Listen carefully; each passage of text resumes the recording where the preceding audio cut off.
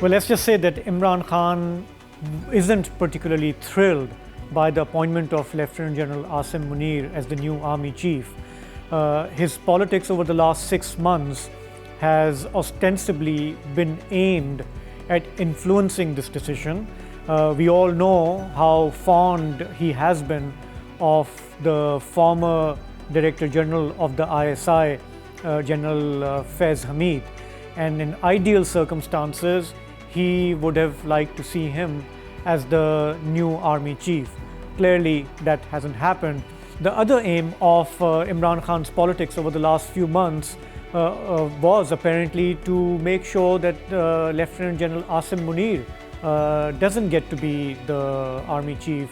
And this has to do with General Munir's time as the Director General of the ISI.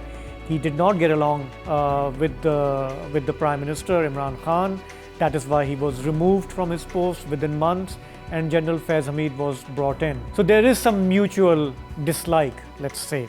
But having said that, his party, Imran Khan's party, has welcomed these appointments, which goes to show that they are ready to accept and move on, even if they haven't got the man they wanted. They weren't able to influence this decision, but they are being pragmatic by accepting the new army chief and hoping possibly that this could be an opportunity to mend fences with the powerful institution of the army, because Imran Khan knows this all too well, that you cannot be targeting the entire political spectrum as well as be in confrontation with the army if he wants to return to power in elections next year.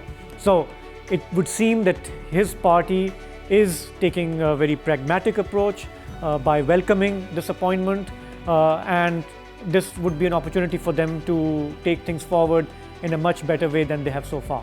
Well, we'll have to see how the new army chief takes things forward.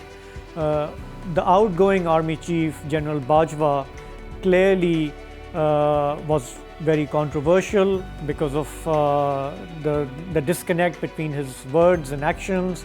He kept saying he believes in democracy, he doesn't believe in interference in politics because he thinks it's unconstitutional.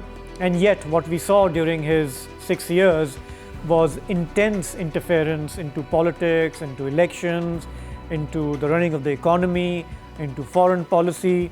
So General Bajwa is leaving a questionable legacy. The new army chief can learn from that. And number one lesson would be not to seek an extension. Every time army chiefs have sought extension, it has come back to haunt them. The second thing would be to maybe stay the course. Just as General Bajwa said, the decision to take a step back and not be proactively involved in managing politics, if that is indeed an institutional decision, then we will be looking to the new army chief to play that constitutional role. Deal with security, deal with strategic matters, but do not try to control politics, do not try to control legislation, do not try to control the media. And if indeed he carries on that way, then I think it will be good for Pakistan, because military interference, overt and covert, has only damaged Pakistan over the last 60, 70 years. So Pakistan's history is full of military intervention in politics. There have been martial laws, that is overt control of the country, and then there have been instances when weak civilian governments have been brought in, but the army has continued to call the shots. And there seems to be a realization within the institution in the last year or so that has cost Pakistan politically, economically. It has also tainted the institution. So there seems to be this realization within the army that we need to retreat back to our constitutional role. Now, whether that is a tactical move, given the huge challenges Pakistan faces, or whether it is a policy that the new army chief will continue, remains to be seen.